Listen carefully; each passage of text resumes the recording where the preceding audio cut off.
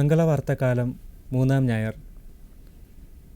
Space channel വചനവിചിന്തന വേദിയിലേക്ക് ഏവർക്കും സ്വാഗതം. ഇന്നത്തെ നമ്മുടെ വചന വിഷയമായിട്ട് നമുക്ക് ലഭിച്ചിരിക്കുന്നത് വിശുദ്ധ ലൂക്കായുടെ സുവിശേഷം 1-ാം അധ്യായം 57 മുതലുള്ള വാക്യങ്ങളാണ്.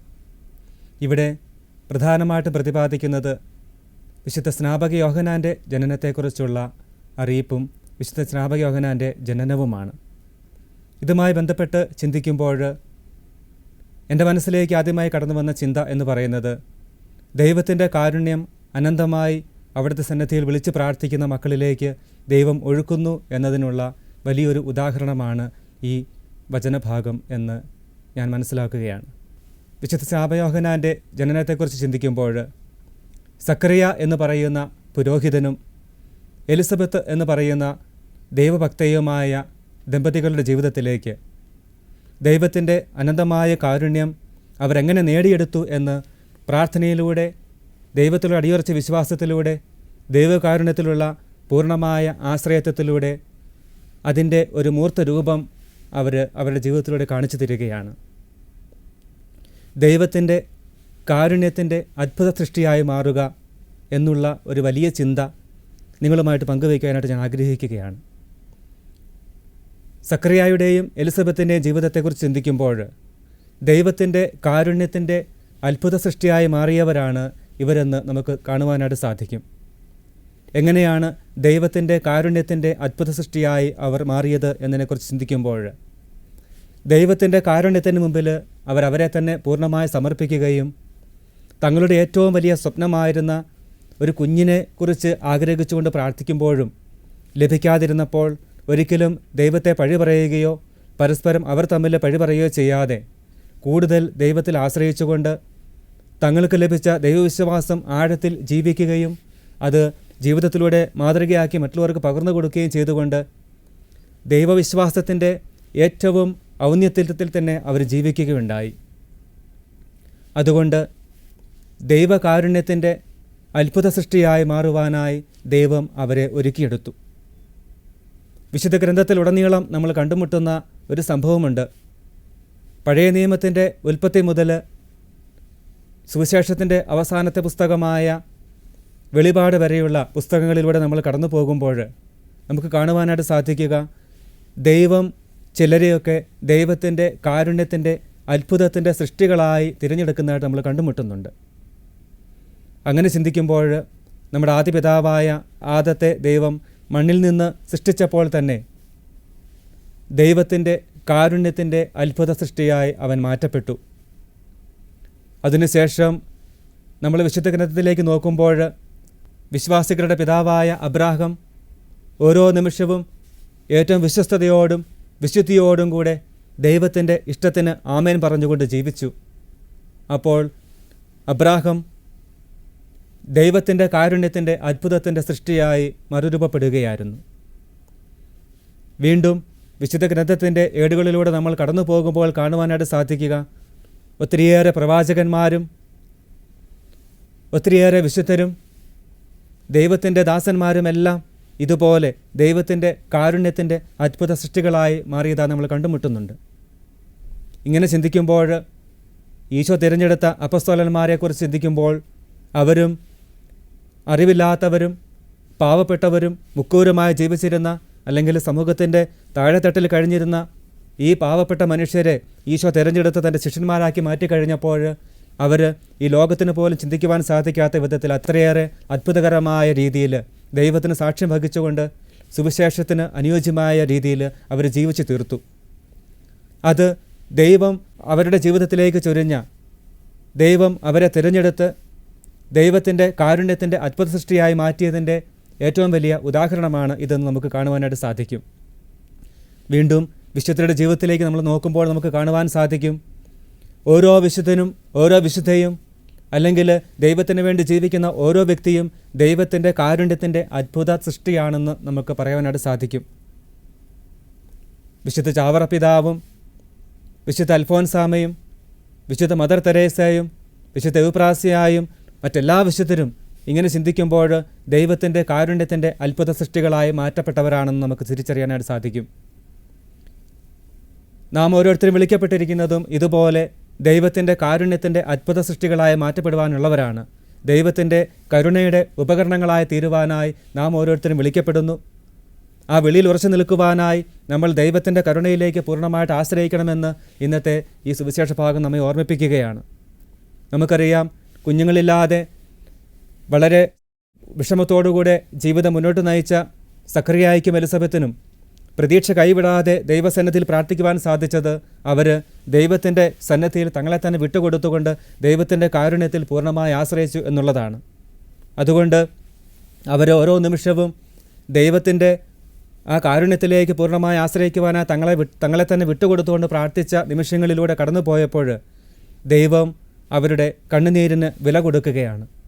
കണ്ണീരോടുകൂടെ പ്രാർത്ഥിക്കുന്ന ഒരു മനുഷ്യനെയും ദൈവം ഉപേക്ഷിക്കുകയില്ല എന്ന് വചനത്തിലൂടെ നമ്മൾ കണ്ടുമുട്ടുന്നുണ്ട്.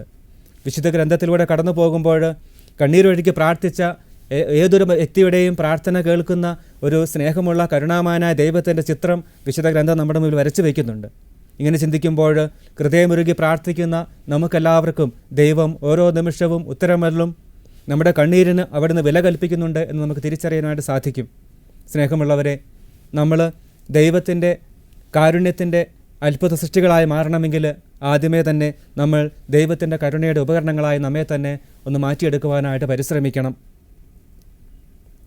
ഈ അടുത്ത കാലത്ത് ഭാരത സഭയ്ക്ക് മുഴുവൻ അഭിമാനമായി തീരുന്ന വിശുദ്ധ മദർ തെരേസയുടെ ജീവിതത്തിൽ ഈ വിശുദ്ധ മദർ തെരേസ എങ്ങനെയാണ് ദൈവത്തിൻ്റെ കാരുണ്യത്തിൻ്റെ അത്ഭുത സൃഷ്ടിയായി മാറിയത് എന്നതിനെക്കുറിച്ച് ഒരു ചെറിയ സംഭവം എൻ്റെ മനസ്സിലേക്ക് ഓർമ്മ വരികയാണ്. ഒരു ക്രിസ്മസ് കാലഘട്ടത്തിൽ വിശുദ്ധ മദർ തെരേസ ഒരു ബേക്കറിയിൽ ചെന്ന് 2 കിലോയുടെ ഒരു കേക്ക് ഓർഡർ ചെയ്യുകയാണ്. ഈ സമയത്ത് ഈ ബേക്കറിയുടെ മുൻപിൽ ഒരു പെൺകുട്ടി ഈ ബേക്കറിയിലേക്ക് നോക്കി ആളുകൾ കേക്കൊക്കെ മേടിച്ചുകൊണ്ട് പോകുന്നത് നോക്കി കൊതിയോടെ നോക്കി നിൽക്കുന്നത് ഈ മദർ തെരേസ കാണുകയാണ്. ഈ പെൺകുട്ടിയെ സംബന്ധിച്ചിടത്തോളം കുറച്ച് ദിവസങ്ങളായി അവൾ എല്ലാ ദിവസവും ആ ബേക്കറിയുടെ മുമ്പിൽ വന്ന് നിന്നുകൊണ്ട് ഇങ്ങനെ ആളുകൾ കേക്ക് മേടിച്ചുകൊണ്ട് പോകുന്നത് നോക്കി ഇങ്ങനെ കൊതിയൂറി നിൽക്കുന്നത് പലരും കണ്ടിട്ടുള്ളതാണ്. കാരണം അവിടെയുള്ള ഒരു ചേരിയിൽ സ്വന്തമായിട്ട് വീട് പോലുമില്ലാതെ ജീവിക്കുന്ന പാവപ്പെട്ട ഒരമ്മയുടെ ഏക മകളാണ് ഈ കൊച്ചു കുഞ്ഞ്. അവൾക്ക് സ്വന്തമെന്ന് പറയാൻ വേറെ ആരുമില്ല. അവളുടെ ജീവിതത്തിൽ ഒരു നേരത്തെ ആഹാരത്തിന് പോലും പലപ്പോഴും വയറ് നിറയാൻ മാത്രം ഭക്ഷണം ലഭിച്ചിരുന്നില്ല. ഇങ്ങനെ കഷ്ടപ്പെട്ടിരുന്ന ഒരു ദിവസത്തിൽ ഈ കൊച്ചു കുഞ്ഞ് തൻ്റെ അമ്മയോട് പറയുകയാണ്, എനിക്ക് ക്രിസ്മസ് കേക്ക് കഴിക്കാൻ എനിക്ക് വളരെ കൊതിയുണ്ട്, എനിക്ക് ക്രിസ്മസ് കേക്ക് വേണമെന്ന് അമ്മയോട് പറയുകയാണ്. ഈ അവസരത്തിൽ അമ്മ പറയും, മോളെ, എനിക്ക് കേക്ക് മേടിച്ചു തരുവാൻ മാത്രം എൻ്റെ കയ്യിൽ അതിനുള്ള സാമ്പത്തികമായിട്ടുള്ള കഴിവില്ല, അതുകൊണ്ട് എനിക്ക് കേക്ക് മേടിച്ചു തരാനായിട്ട് സാധിക്കുകയില്ല. ഇത് കേട്ട് വിഷമത്തോടുകൂടെ ആ കൊച്ചുമകൾ എല്ലാ ദിവസവും ഈ ബേക്കറിയുടെ മുമ്പിൽ നിന്ന് ആളുകൾ കേക്ക് മേടിച്ചുകൊണ്ട് പോകുന്നത് കാണുമ്പോൾ കൊതിയോടെ നോക്കി നിൽക്കും. ഈ അമ്മ ഈ കൊച്ചു കുഞ്ഞിന് പറഞ്ഞു കൊടുത്തിരുന്ന ഒരു ഉത്തരമുണ്ട്, മോളെ വിഷമിക്കേണ്ട, മോൾക്ക് കേക്ക് ഈശോ തരും. മോളുടെ ഈ ആവശ്യം ഈശോ കാണും, മോൾക്ക് ആവശ്യമുള്ള കേക്ക് ഈശോ തരും. ഈ ഒരു പ്രതീക്ഷയോടുകൂടെ ഈ കൊച്ചുമകൾ ഈ ബേക്കറിയുടെ മുമ്പിൽ നിൽക്കുമ്പോഴാണ് മദർ തെരേസ കേക്ക് മേടിച്ച് പുറത്തേക്ക് ഇറങ്ങുന്നത്. മദർ തെരേസയുടെ കയ്യിലിരിക്കുന്ന കേക്കിലേക്ക് കൊതിയോടെ നോക്കുന്ന ഈ കൊച്ചു കുഞ്ഞിനെ കണ്ടപ്പോൾ മദർ തെരേസ ഒരു നിമിഷം അവിടെ നിന്നതിന് ശേഷം ആ ബേക്കറിക്കാരനോട് പറഞ്ഞു, 2 കിലോ കേക്ക് കൂടെ എനിക്ക് വേണം. ഇത് കേട്ടപ്പോൾ കൂടെയുള്ള സിസ്റ്റർ പറഞ്ഞു, അമ്മേ, നമ്മൾ 2 കിലോ കേക്ക് മാത്രമല്ല മേടിക്കാൻ ഉദ്ദേശിച്ചിരുന്നുള്ളൂ, ഇനി ആർക്കാണ് 2 കിലോ കേക്ക് കൂടെ എന്ന് ചോദിച്ചപ്പോൾ ഉടനെ തന്നെ ഈ മദർ പറഞ്ഞു, ആർക്കൊക്കെയാണോ ആവശ്യമായിട്ടുള്ളത് ആവശ്യക്കാരിലേക്ക് ഇറങ്ങി ചെല്ലുവാനായിട്ട് വിളിക്കപ്പെട്ടിരിക്കുന്നവരാണ് നമ്മൾ. അതുകൊണ്ട് എൻ്റെ മുൻപിൽ ഇപ്പോൾ ഈ ഒരു ആവശ്യത്തിന് വേണ്ടി കാത്തു നിൽക്കുന്ന ഒരു മകളുടെ സ്നേഹത്തോടുള്ള കൊതിയൂറുന്ന കണ്ണുകൾ എന്നെ ആകർഷിച്ചു. അതുകൊണ്ട് അവൾക്ക് വേണ്ടി ഞാൻ 2 കിലോ കേക്ക് കൂടെ മേടിക്കുകയാണ്.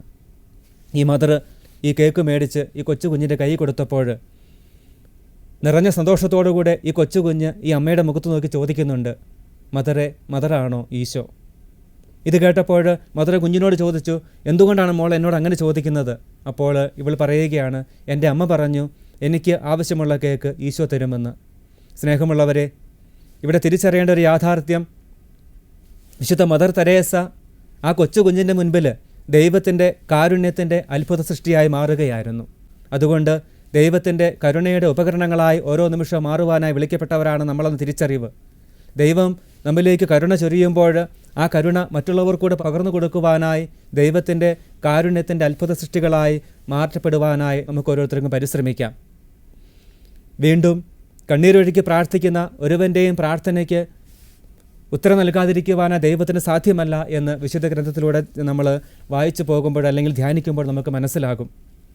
വിശുദ്ധ ഗ്രന്ഥത്തിൻ്റെ ആദ്യ അവസാനങ്ങൾ നമ്മൾ കണ്ടുമുട്ടുന്ന ഏറ്റവും വലിയ ദൈവത്തിൻ്റെ കാരുണ്യമെന്ന് പറയുന്നത് ഹൃദയമുരുകി കണ്ണീരൊഴുക്കി പ്രാർത്ഥിക്കുന്ന എല്ലാ മക്കളിലേക്കും ദൈവം തൻ്റെ കാരുണ്യം ഒഴുക്കുന്നതായി നമുക്ക് കണ്ടുമുട്ടാൻ സാധിക്കുന്നുണ്ട്.